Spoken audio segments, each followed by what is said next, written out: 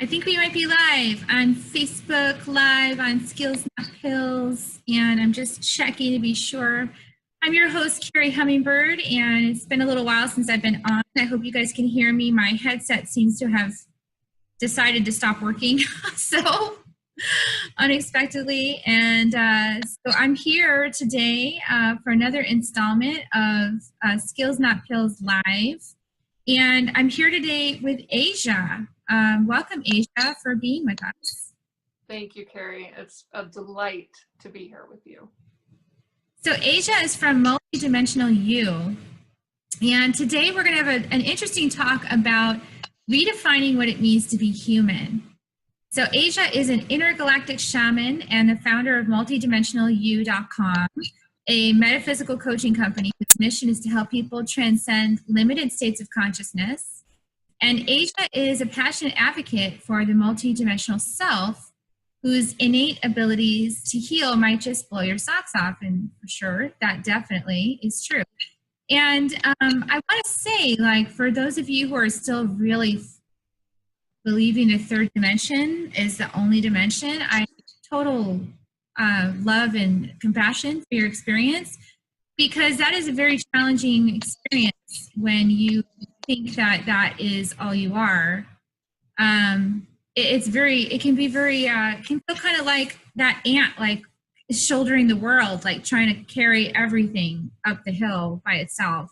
And definitely we have moments of feeling that even when we're aware of our multidimensional self.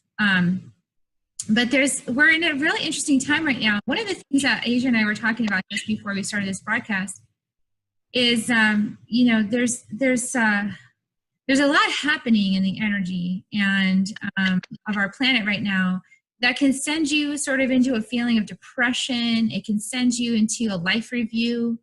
It can send you into a feeling even of suicide, of wanting suicide. And we definitely have some examples in our culture of people who have, very prominent people have made that decision recently. And it's, hi, Joanna. It's a really difficult time right now. It can be difficult. I'm having a difficult time, let's just say. Not everybody's having a difficult time. I'm having one. And so I wanted to have this conversation with Asia because she's got some good insights to what's happening with this depression that comes up. What's happening with, this sort of feeling of like dying or wanting to be liberated from this experience. What's really going on. So maybe Asia, you could give us a little bit of information about that, and also tell us about your background, because you also have a really interesting story yourself in your own journey. You bet. I'd be happy to. Yeah, what you're referencing, Carrie, is what many people call the dark night of the soul. And what I found is that as we're in a very accelerated pace of evolution on this planet right now, there's many different ways we could talk about that. But suffice it to say that many of us are being asked to shed old identities faster than we ever have. So what I've been saying is that the work that we would do over a period of years, we're literally doing over a period of weeks now. And sometimes we'll go through a dark night of the soul in an afternoon and come out of it. So the important thing to remember, as you and I were just talking about, is not to judge ourselves during this time, to recognize it for what it is old, unintegrated shadow that's coming up for integration. I don't even like the word clearing anymore. It's almost like a transmutation or a dissipation. And these are things, what I've been shown is that no one can avoid this work now. I mean, that is the work to do as we evolve and ascend as a planetary collective consciousness. We're basically becoming a new race of beings, which is really exciting. And we're reintegrating a lot of our multidimensional capacities. In order to do that, we have to reintegrate all of the dense and distortional programming, intrusions, soul loss, for example, if we've been through trauma. So that's just an encouragement. We'll be going along just great. Things feel really good. And all of a sudden, wham, for a week, a day, or an afternoon, we're getting thrown into a dark night of the soul. So my best advice during this time is to surrender, relax, stay out of judgment, take exceptional care of yourself, and just remember that the thoughts that are going through your mind may be like old patterns or old tapes that are coming up. that's not reality. It's just presenting itself to show you what you still haven't integrated yet. So if that makes sense for people, I hope that resonates. The main thing is really good self-care, and then your tools, including clearing your field. I can't emphasize that enough. You'll hear me talk about that. We all take showers, you know, on a semi-regular basis, but most people are not engaging in psychic hygiene. And with the lower astral the way it is on the planet right now, it's very easy to pick up, you know, other people's negative thought forms all the way up the spectrum. So, you know, it's a combination of things, I think. But my first, you know, my real kind of what I want to emphasize is go easy on yourself. You're doing exceptional work. This is the work, right? I think sometimes we go like, oh my gosh, this is throwing off my day. This is throwing off my week. When in actuality, this is the most important work we can be doing right now, is integrating all of this. You know, I definitely have felt that way. And I got to say, like, I haven't really been out here. This is my first time back, people. So if I'm seeming like not like myself, well, that's because I'm not. You know, I'm like, it's been really hard. I'm still in it. Yeah. And yeah. And for a time so like, because we move out of our bodies because the density here can be too much. And there's nothing wrong with being out of your body. Like, allow that to take place. And what, you know, I think what I'm hearing right now for most of the collective is that we are being presented with all the ways in which we still do not love ourselves, that we do not have unconditional self-love.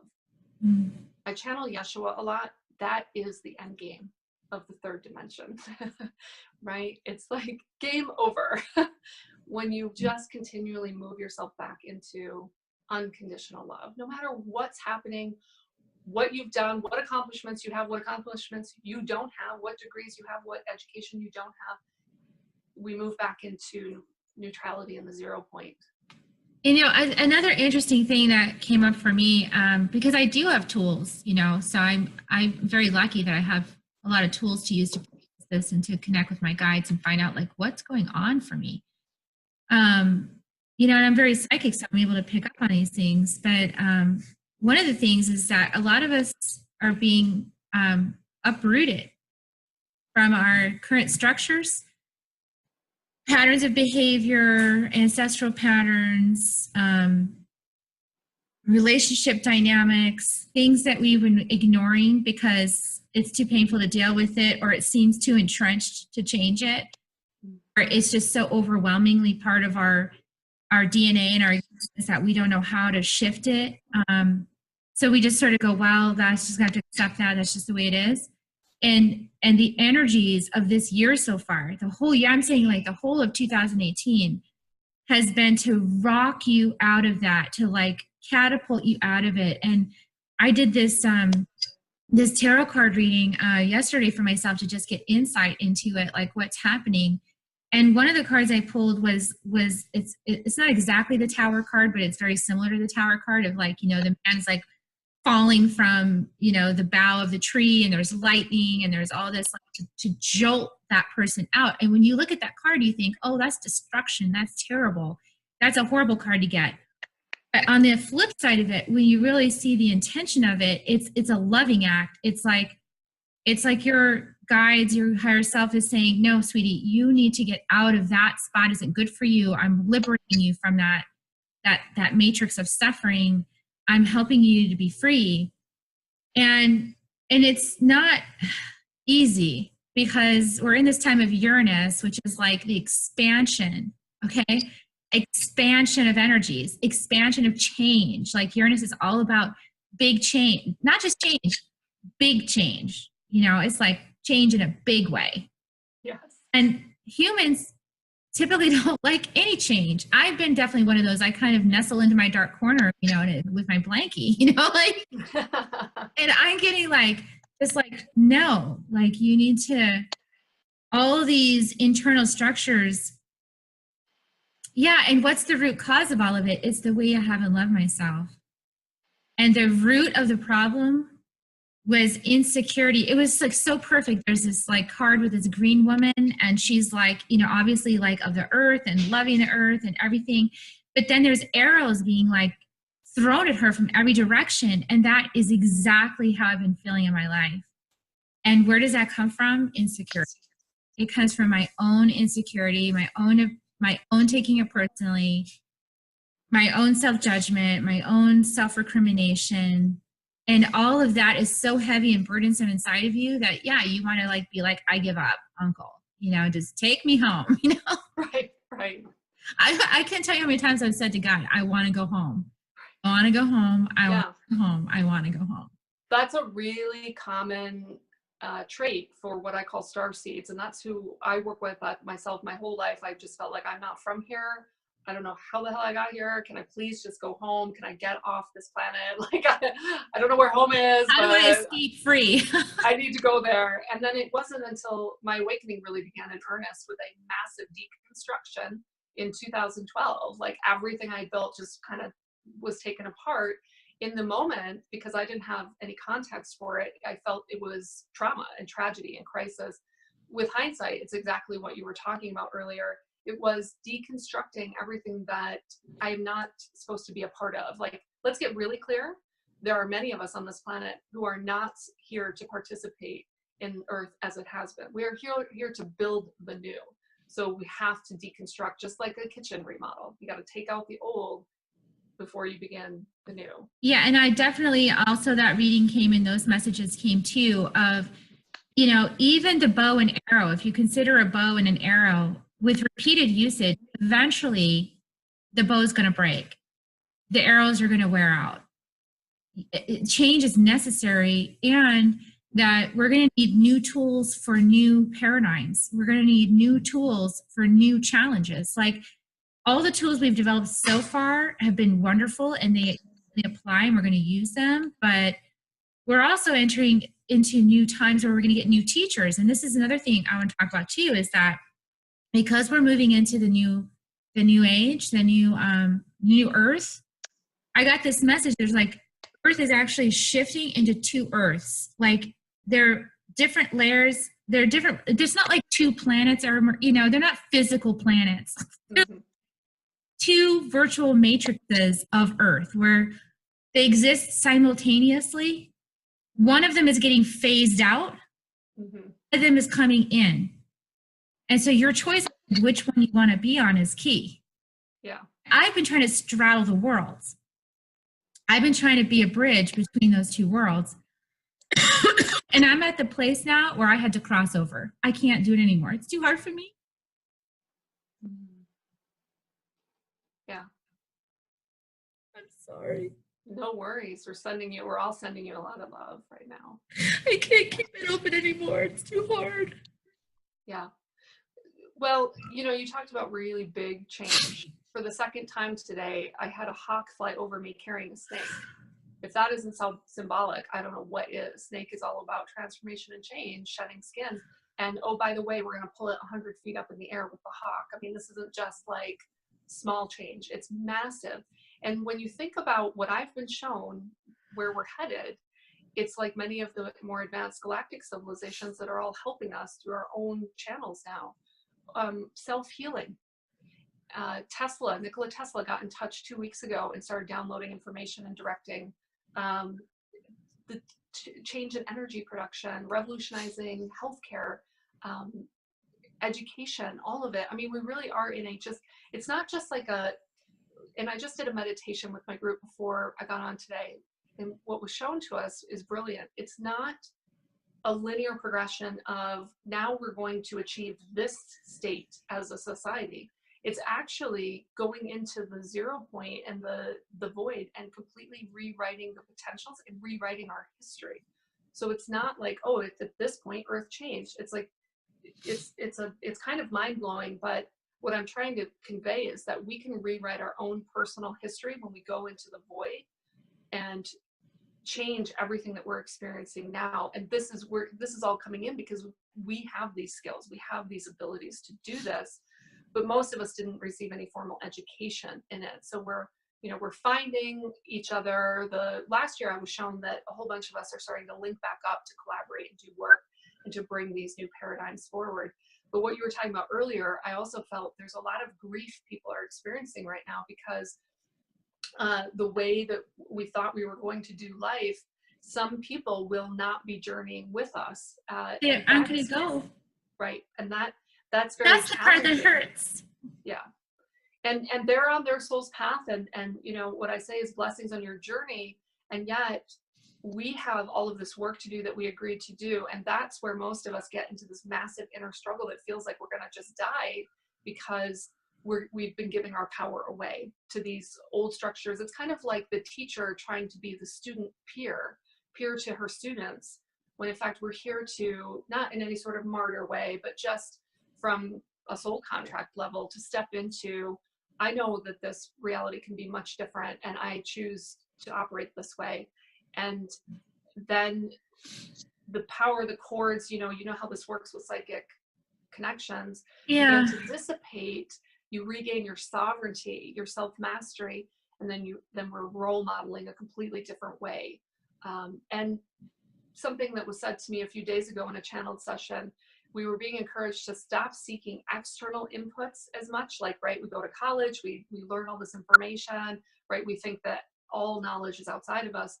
But when you open up and reactivate your multidimensional infrastructure and your multidimensional self, all of a sudden, all of this incredible innate ability, including self-healing, comes back online. And so it comes down to, I think, granting ourselves permission to love ourselves that much and release all that doesn't serve us. And that frankly does mean relationships, and maybe not permanently, but it feels that way. And it has to kind of be that way in the beginning. And it's not done out of spite or out of malice. It's done out of self-preservation, quite honestly, you know? Yeah, because I mean, I remember you had this conversation with me, at least 2 months ago.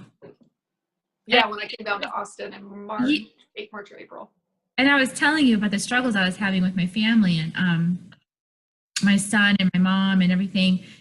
And things have definitely gotten better to some degree with my mom. But like I noticed when I put myself back there in that environment, like those dynamics, it's so painful. It's so incredibly painful. And I start losing myself. And that actually is a trigger. That's what was the trigger, the catalyst for this last week of just, I needed to retreat. I needed to just go away. And I had to make this internal decision to move forward with my life and my path and what I'm called here to do with total faith and conviction. And, it feels like I'm leaving them behind, but actually they're just not choosing to come. It's a different thing. It's not leaving anybody. My invitation is there to come along. They're choosing not to come. And my guides have told many people to tell me too, because I'm stubborn. I have a certain bit of arrogance and stubbornness, dragon, is that you can't force people to go quicker than they're ready to go. Like souls move at the pace that souls are ready to move at. Right. It's we get in trouble when we want them to go on the journey with us and they're not ready. And then that's our expectations or premeditated resentments. I feel like it's a rejection of me or something, or like, I'm supposed to be your mother, I'm supposed to be loving you. Well, I can still love him. I just have to realize it. For whatever reason, he might need to go through this phase where he explores the old paradigms. It's presumptuous of me to say that I know someone else's journey and what it is that they need to experience. And I think that's really the piece of humility that's coming for me is that realization that we can even know somebody since they were born, but we don't know their journey. We don't know what they came here to work on. That's right. And it's an opportunity for us to look at all the ways in which we're looking for validation and self-worth outside of ourselves. Yeah, I was definitely doing that. So who does it with their kid, I mean, it's your kid and your mother. Yeah, I was going to say, I think the ultimate test, right? It's parents and children, right? It's like both at the same time. Handle that. You're in the advanced class.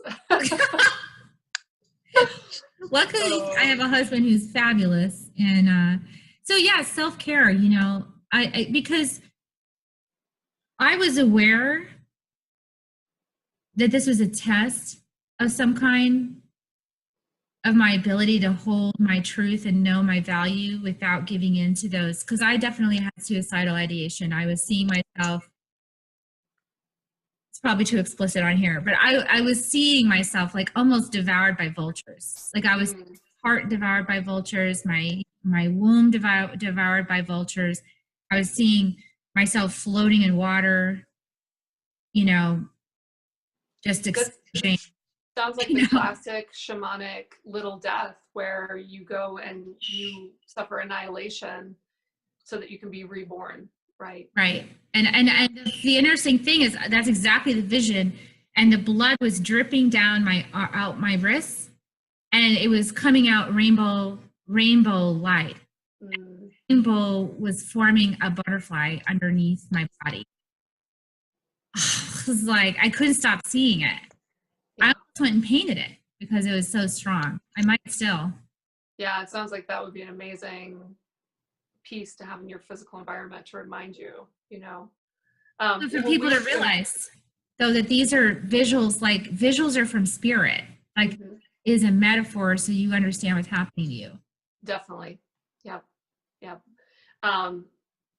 And that's where the rest piece comes in. I've been napping more this week than I have in a long time, to the point where, you know, I'm waking up and I'm not even, it's not just like, where am I? It's like, who am I? What is this reality? You know, I realize like, so we're doing some very deep integration work during this time. And, you know, we get so attached to our 3D linear schedules that sometimes we forget our most important work right now is multidimensional, and it's going to pull us out of that. And so that's an act of self-love, is to give ourselves permission to go take a nap, to do whatever we need to do. And so like you and I were talking about with suicides in the news and all of that, some of the channel material about that is that basically it's a feeling of separation from your higher self. And this can happen, it can kind of creep up on you, even if you're a person who meditates, because you're not in alignment. And when I look back on all the crises and all the dark nights of soul I've been through, after that, I was more in alignment with what I'm here to do, you know, my soul purpose, my soul contract. There's no way around it. If we're out of alignment with our authentic self and what we're here to do, we will just, we will feel uncomfortable. We will feel disconnected. And so, you know, what Saint Germain, the Ascended Master, was saying is that suicide is that last ditch effort to say, I need to catch up and reunify with my higher self. And it just, there's nothing left to lose is what it feels like, right? To the fractalized self. So working with a shaman to do soul retrieval is really important. Doing shadow work, doing, you know, it's when I talk about meditation, really what I'm talking about are journeys, going in to connect with our guides and multidimensional aspects to seek help. It's doing, if I were to say there's like meditation techniques that are really helpful that change the physiology of our body, it's working with breath and the heart, to use the heart to entrain the mind and bring it into a coherent state. And then, I mean, I think we've all struggled with depression. And when I look back, what's helped me, it's like just making sure that I get out and take a walk and just be physical anyway, even if I don't feel like it. That there's a big piece of that. I think maybe you've spoken about this with other guests. You know? Yeah, and also being around beauty. You know, like for example, my husband brought me to this lake. He was visiting his grandma, and he did not want to leave me home alone. I won't say I acted very nicely. I'm so sorry, honey. He's so patient and kind. He literally dragged me out of the house and brought me up there. And the lake had a perfect view. It was like the most still lake you've ever seen. Like, and the stillness like expanded bigger than any stillness. And I knew I was in this sacred space. And then I got to see the sunset, and I recorded it for you guys, and I posted it on Facebook because it was so profound to me, like how quiet it was and just how beautiful the sunset was. And I realized both nights it was gorgeous that I was up there. And I thought, you know, the sunset is something that few people actually make a point of going to see, but it's the gift of beauty at the end of the day. It's like God says, I love you so much. Here's beauty, because I know you had a hard day. It was challenging. And here's this beauty. so that you can feel inspired and awe and love and know that you are loved, you are held. And yes, this is challenging work. It is. Yeah. You know, I'm getting compelled to share this as a resource for people. This is the book I use in my year-long program, The Light Shall Set You Free. And it contains all the laws. There are so many more laws than the law of attraction, law of compensation, polarity, cause and effect, vibration, rhythm. I mean, you study these and you begin to understand how this reality works and where we're headed. It's almost kind of like an ascension manual is what I would say. So I just feel like some people are going to benefit from this. No, that's beautiful. Milanovich is the author, if you can see that. Yeah. Wow. Yeah. Yeah. And it's okay. So let's talk a little bit about that, because there's this idea that we're not supposed to dwell on the darkness. Okay. But I've heard so many conflicting messages about it, because in fact, we are light workers. Doesn't mean we come here to like live in the light we came here to bring light to the darkness, right? Okay, so in the way I've come to understand this from my own direct experience, about a year or two ago, in the middle of the night, I woke up and I was seeing the interplay of dark and light and dark and light. I mean, they were just beautiful. So light and dark are the two co-creative forces of this dimension of duality. So neither one, I think I don't use, when I talk about, most people are using dark for like negative, I don't have that association with dark. Because once you transcend that and come into a neutral 0 point, that's your most empowered place, by the way, all is valid. Now, power over others, service to self on an extreme end, will result in a certain type of civilization, society, relationships that don't often feel very good. But we can also get out of alignment on the other extreme end of service to others, like almost like sacrifice of self.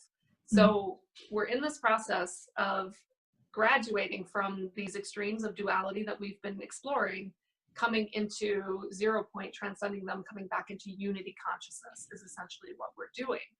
So shadow work is some of the most important work we've been doing this year. I've been shown that you cannot outpace the shadow. You can't just go, la, la, la, la, la, it doesn't exist. You know, that's not being mature when it comes to dealing with metaphysical reality.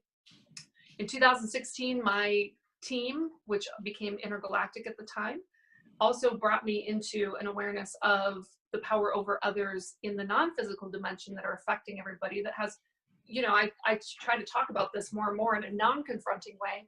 At that time, I didn't believe in any of this. I didn't think it was real until my guides brought it to me, had me start doing clearing work, clearing people's auric fields from psychic intrusions and other, you know, beings. I mean, this could just be an earthbound spirit that never crossed over, that's kind of dense, lower, it's got kind of not great thoughts. You think these are your thoughts, they're not your thoughts. That's why I say taking your psychic hygiene is so important. We shower, we take care of our physical bodies, we need to take care of our psychic bodies as well. And there are plenty of meditations on YouTube, you know. I will confirm that as well. I mean, when I channeled the course, the Reinvent Yourself, that is one big part of it, is like self-care, self-maintenance, you know, stone allies, plant allies. Like tobacco is an excellent clearing ally for clearing your energy field. Rattles, you know, sound vibration, rattling things loose from your energy field. I mean, our ancestors had rattles for a reason. Right. Babies had rattles for a reason. Knew. They gave that baby a rattle because they knew it was the most important tool that baby's going to ever have. You need this. So, I mean, because we're rattling, everything is vibration. And when you conscious intent and that rattle becomes a power tool, it actually can clear your energy field just by rattling.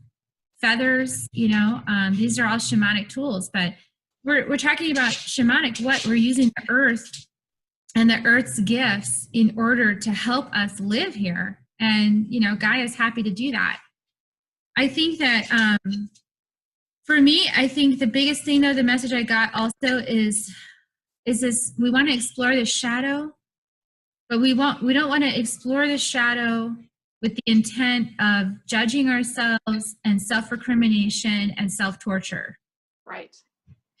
Which I've been doing and trying not to do for years. And we also we don't need to flog ourselves publicly, to prove that we've learned a lesson. And I also, I had this brief moment where I might have been on the Today Show. You know how Spirit sets these things up for you? Well, they wanted to do a segment on the cheating woman. And maybe that's why maybe that's what I'm supposed to do, since that was my part of my journey. And it didn't come through. And as I sat with that, I realized, because I don't need to flog myself. That's not the point of my journey.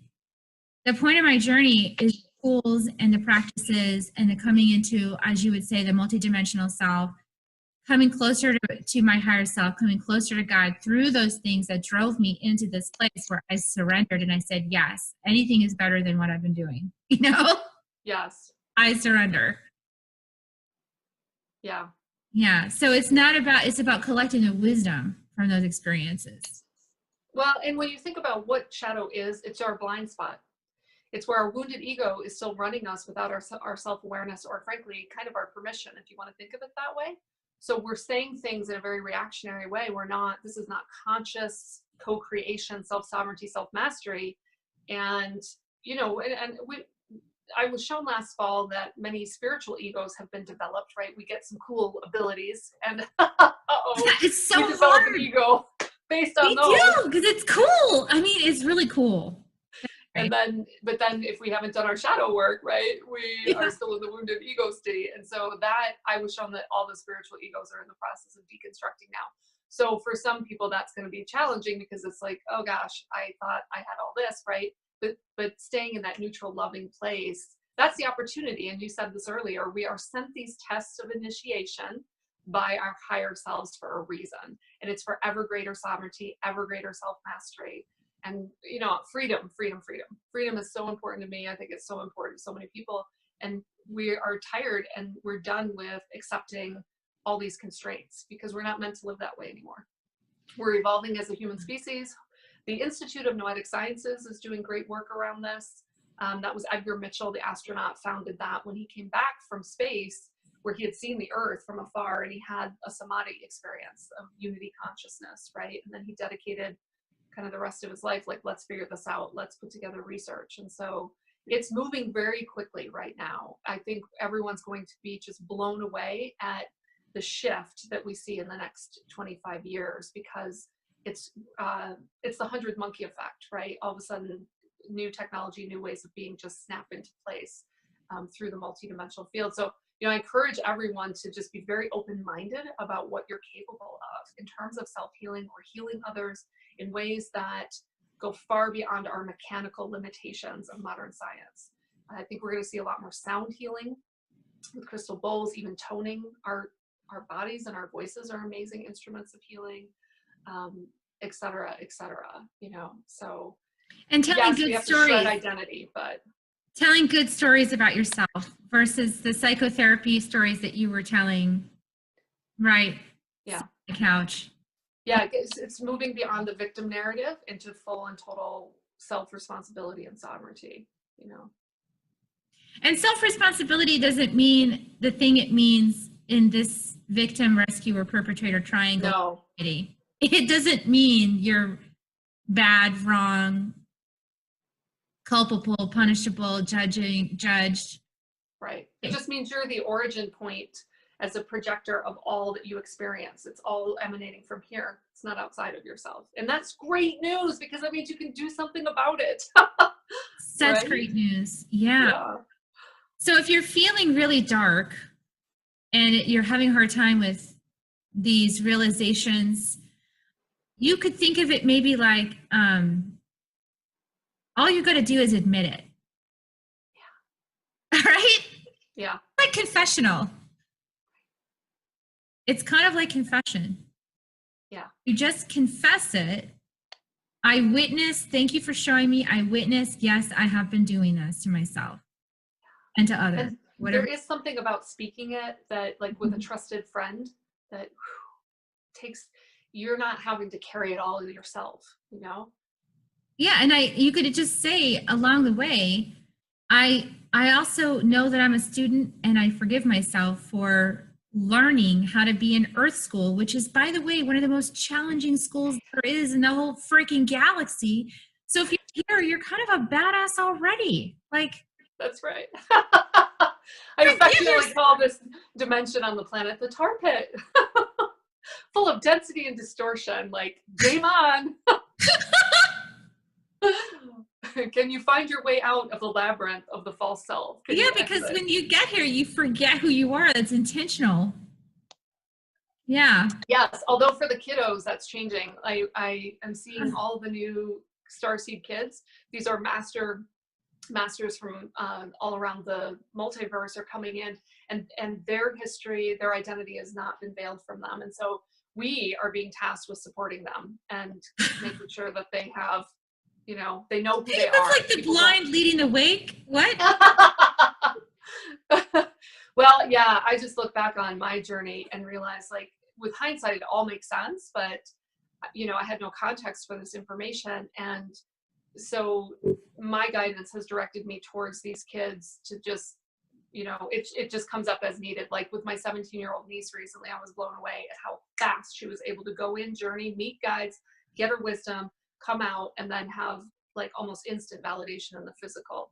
So they're moving really quick. They are not operating under the same level of density and distortion that we had to. Well, I feel prompted to point out too that you could be being a bridge for that, because I've been seeing it with my clients as well. And I think it's because I'm bridging without, I don't know that I'm doing it, but I'm just noticing that it's happening, Mm-hmm. And I'm even kind of blown away by it, because a few years ago, I was working, I've been working with clients for a while now. That wasn't happening. Now it's happening, where it's like you said, like first session, they're getting it. They've got a guide. They're open. Yep. And then not only that, it goes beyond the session. Like they still have conversations with their, like, open, clear channel to their guide. Yes, I'm glad you brought that up, because Wow. I've been blown away by a lot of stories, and I've realized that all the work that light workers have been doing has really shifted. We've cleared a lot of density, a lot of skeptic programming, so it is becoming much easier for the average human to connect and to open up their channels. And it's not just us. I mean, Gaia has been doing her own process. There's been an acceleration, and we're in accelerated alignment. So it's going really fast now. So conversations you didn't think would be possible, just even a year or two ago, now all of a sudden that's happening, right? So it's, in some ways we have to catch up, like, oh my gosh, like it's really happening. Like, I know. I don't have to be just on the far outer margin over there by myself. But see, Asia, this is where I know we're getting close to the end, but this is where I feel like as a leader, and I'm just speaking for all the other people that felt called to lead, how are you supposed to, if you're in the back, how are you leading? Because you're already ahead, it's like, Well, this is why it's so important to clean up our victim narratives, and those that any narrative we have that marginalizes ourselves and puts us on the outs, like that has to be cleaned up now. Like, get over it. Like I've been joking, I'm going to write a book called you're not from this planet, get over it and get to work. Like, yeah, we know your story. yeah, we already heard that one. So, you know what it is? It's another version of the I'm special. Yeah. And I had to get rid of the I'm special too. It's so yeah, and nobody understands me, and I don't have peers, and yeah. Like you said, we're badasses. We took this on, and so we can move through these phases pretty quickly. But Totally. yeah, that's the commitment piece. Well, I just, I personally just feel so much compassion for the journey of, wherever you are, wherever people are in their journey right now. 2018 has definitely been the year of coming out of the cocoon. And I kind of anticipated it. I had this sense like, that sounds so nice, like being a butterfly and coming out of the cocoon. And then I stopped for a minute and I was like, wait a second. Butterflies getting out of a cocoon isn't pretty. It's like the hardest part of the journey almost, because at least in the cocoon, God's doing the work. The dissolution is just happening. But when you become the butterfly and you've got to get out, you've got to get out. You got to learn how to use these wings, you know? Yeah, Barbara Marx Hubbard always uses the analogy of the metamorphosis, and you go in chrysalis phase and the imaginal cells take over and everything shifts. And that is deconstruction. You're deconstructing the form you've been in order to become this. And then, yeah, I've been watching a lot of people get hung up right here on coming out of the spiritual closet. Like, you know, you mean now I gotta actually be seen and come out of this chrysalis? Yeah. And even as you be seen, the message, the primary message I'm getting, because I did everything I was told to do. I was like the Girl Scout, you know. I was like, okay, you told me to do it, I'm gonna do it. I feel stupid, I don't care. I did it anyway. Now the thing is discipline. Discipline and routine and spiritual practice, really deep roots in the new foundation. And that takes effort. And not only does it take effort, it takes commitment, dedication. And then I start to feel like, oh, this is going to be so hard. But maybe it's just not. Maybe it's really going to be okay, you know, being committed to this planet and its people. Yeah, because it's ultimately a commitment to yourself. So those are just all those old distortional programs that come up. I mean, notice like the throat chakra, right? Nobody's. We can do it. We can do it. Yeah. Okay, this way. I gotta put it out. Not back in. All right. Yeah, and I mean, that's what people are realizing, that the old way of leadership, which is supposed to have all the answers and have it all together, is obsolete. The authentic leadership is just being who we are and being real in our journey as it is right now, you know? And that means that we're going to be asked to do some things that are going to confront the remnants of our lower ego that fear not being loved, that fear being rejected. And that's the only way to get to more unconditional love, is to go right through it, you know? Right through it, right through the center. Yeah. With no over, no under, no around. there's no bypassing. That's right. Yeah, and I think that's clear. There's no more bypassing. We should have a board game like Candyland for this to work, right? If you do the spiritual bypass, you slide back all the way down and start over. It's not humor random. is really helpful too. Like humor is helpful right now. Yeah, when things get a little intense for me, just try to watch funny movies and stay away from like more serious, darker stuff. Well, but you know, the other thing is like maybe just let it go. Mm-hmm. Maybe it's your time and you feel it coming on. Don't try to hold on. Just let go. And that's what I've been doing, and I don't ever do that. I did manage to keep my client calls on Wednesday. And I'm here for this. Yeah. Right on. Well, and sometimes that's all that happens. Doing work for others and channeling helps you benefit through the process, right? It feels good. I actually like yeah. Okay, people. Yeah, and keep breathing too, right? And keep breathing. So now I know there's a way that people can work with you, because yes. Comforting. Aren't you guys comforted by listening to Asia? I'm really comforted by listening to Asia. All is well. You're in the right place. Yeah, so I work in 2 different ways right now. I do a year-long program with people called the Emergence Experience, just to our metaphor of, it's the dragonfly is the symbol for that, right? And then we have a multidimensional you community, which is a subscription-based community, which is another way to work with us. And then I was going to mention, I do a Facebook group called Meditations for Earth and Humanity. And my guidance had me begin doing that in February. The idea with my Facebook Lives was stop talking about issues, which is helpful, and go into action mode. So we do a different meditation every week, and it's in just total service to the planet and the human collective at this time. So that is kind of like volunteer work, right? You want to sign up for that. And yeah, so my website is multidimensionalu.com, and you can find all of that stuff there. And there's a gift there under skills. Actually, that page, we opted to just go with the homepage. It's every week I do a video vlog. So I'm either channeling, just giving a bit of like what's happening in the collective right now, what you all need to have. It's just other resources. So that Okay. can be, yeah, you can grab that on the Oh, homepage. great. Awesome. Okay, and that is also in the description of this live. So you can click it now. It's right up there. It's already there. And so thank you so much. Thank you for coming on and sharing and having this dialogue. I hope this was helpful to people. I haven't looked at the comments yet, but I will look at the comments. I'm sure Aisha will as well. We'll get back to you and respond. And share it out to anybody that you think could benefit or is going through a hard time, and maybe this helps a little bit. Thank you so much, Carrie. It was wonderful to be here with you all today. So grateful that you came on. You have some amazing guides that are all around you. So yeah, just kind of like lean back into them this weekend. Carrie doesn't have to do it all by herself. That's good. That's right. Okay, guys, I hope you have a wonderful week, and I'll see you soon on Skills Not Pills.